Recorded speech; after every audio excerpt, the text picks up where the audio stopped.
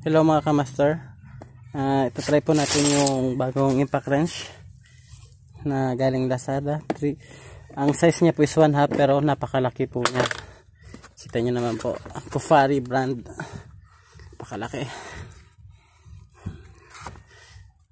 Kung sa kamay ko 3 inch. Tapos mga 6 inch naman sa sa haba niya. Kalaki po ng harapan. Kita nyo naman po mga kamaster. Napakalaki. Napakabigat. Ngayon na-try ko na to sa iba. Pero ito try ko to sa mga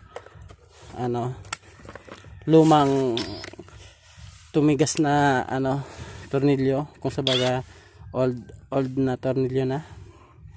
Ito kamaster. Makita nyo naman.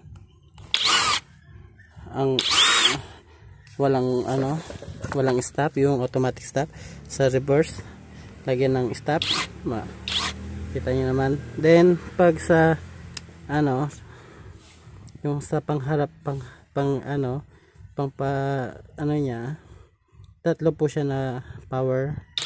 1, ayan po, kita nyo naman. 2 power, 3 power, 3 speed po siya.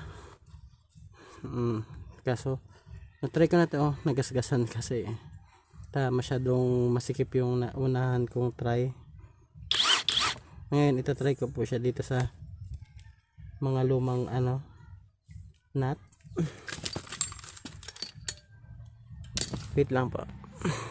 Ito po, ngayon nakuha ko tong 3/4 na 41. Tapos na 41mm. Nakita nyo po yan. Ito-try ko po siya dito sa lumang makina. Kinakalawang na. Kaso hindi kasya sa 41mm. Siguro pipilitin lang guys. Dahil 3/4 po siya, kailangan ko ng 1/2 drive to 3/4. Ito po siya. Try ko po.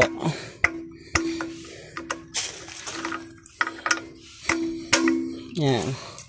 Then kakabit natin po yung bagong item na Kufari. Try po natin kung kaya niya.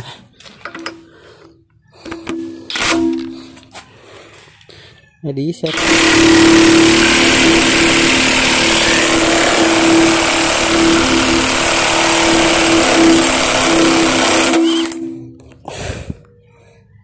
Galing. Kinakalawang na gamit. Hindi na tayo magtataka sa lahat ng lahat ng mga tornilyo na nandito. Kayang-kaya nyo na yan dahil dito sa Kufari brand. Thank you. Sana masubukan nyo rin. Mura lang siya.